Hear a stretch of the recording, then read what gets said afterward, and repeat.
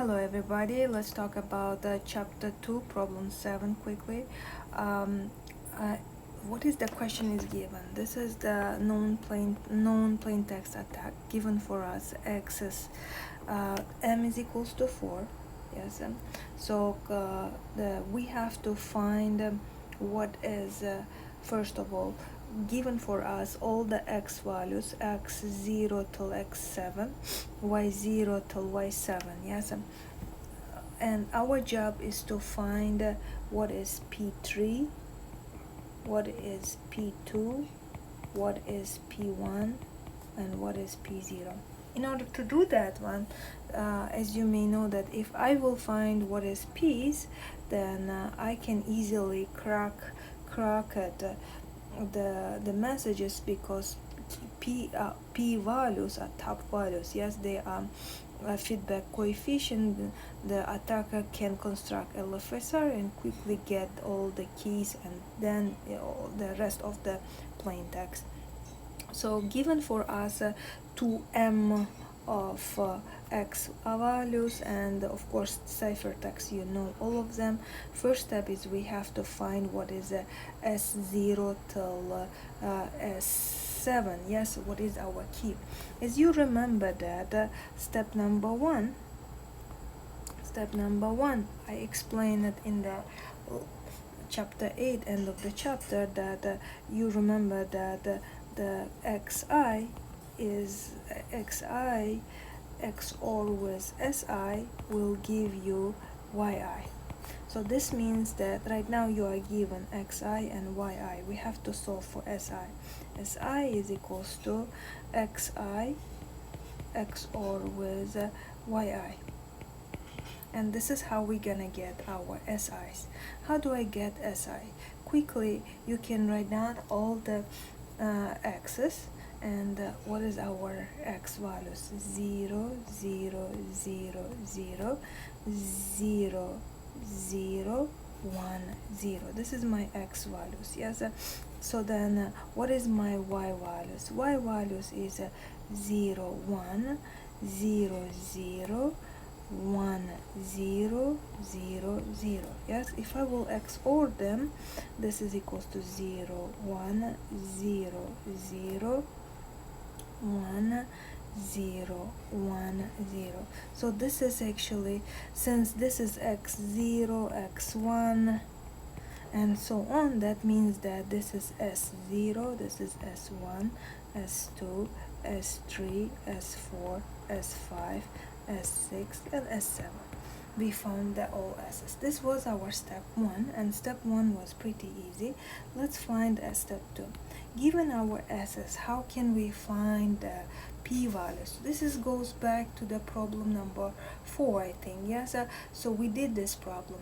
How do we do this? We're gonna make a chart, as you remember. Let me make a chart. We have to find what? We have to find p3, p2, p1, and p0, and I will plug the values in here. This is actually 0. Oops, I'm gonna make different colors. I forgot output. Yes, output. So I'm gonna use color, let's say that blue. So s0 is equals to 0 1 0 0. Now this output is equals to s4, s5, s6, s7.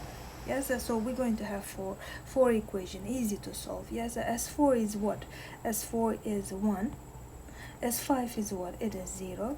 S6 is what? It is 1. S7 is 0. So am I right? 1 0 1 0.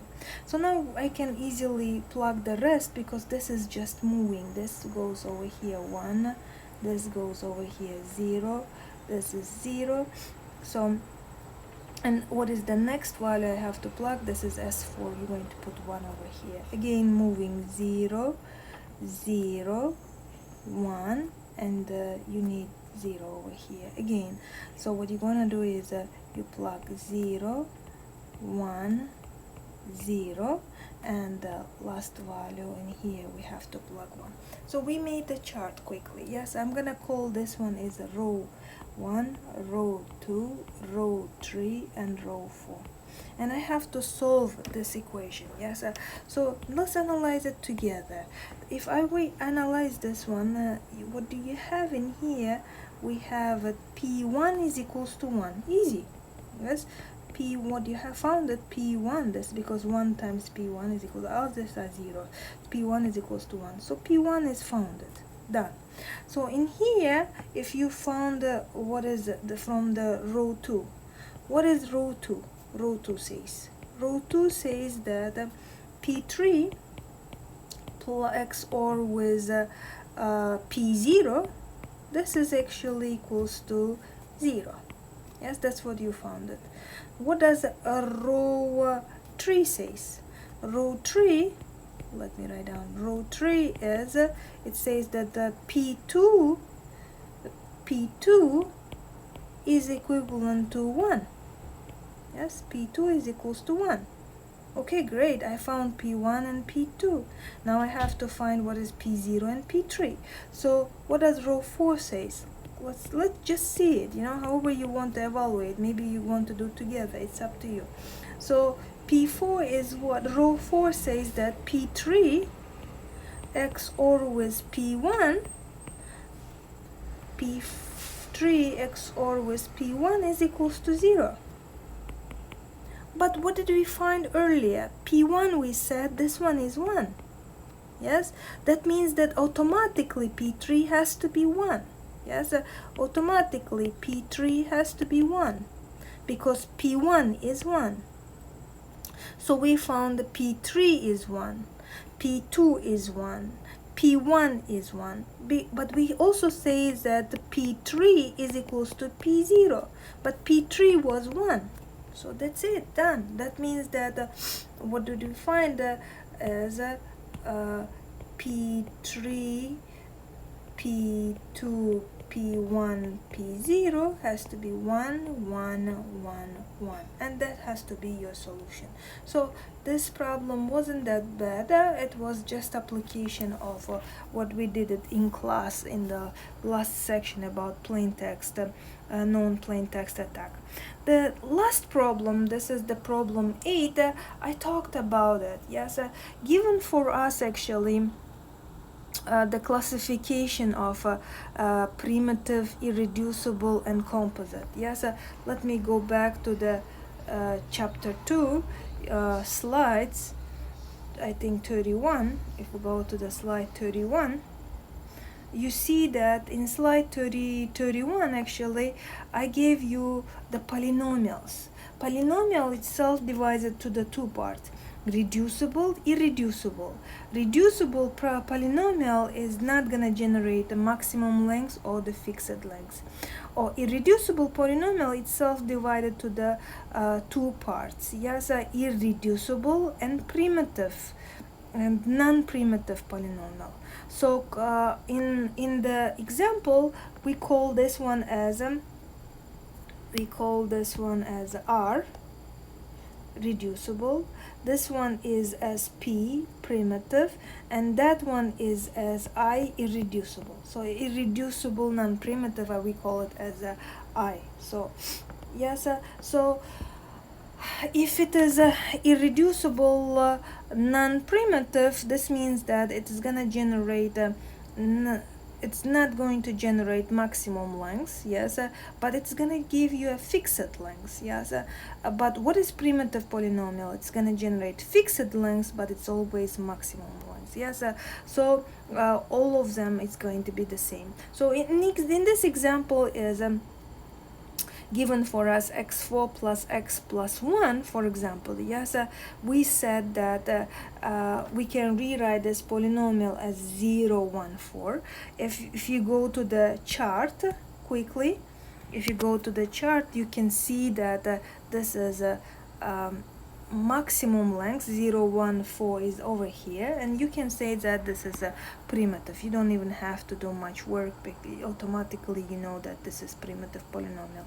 But next example, for example, you have x4 plus x cubed plus x square plus x plus 1. Yes, so you see that it's not in the chart. For sure it's not going to be primitive polynomial.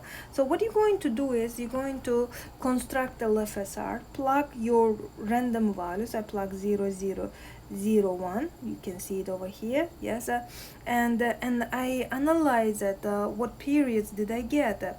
I got three of them, which is gonna give me 15 values in total, which is not collapsing to each other. So whatever the value you're gonna plug is period 5.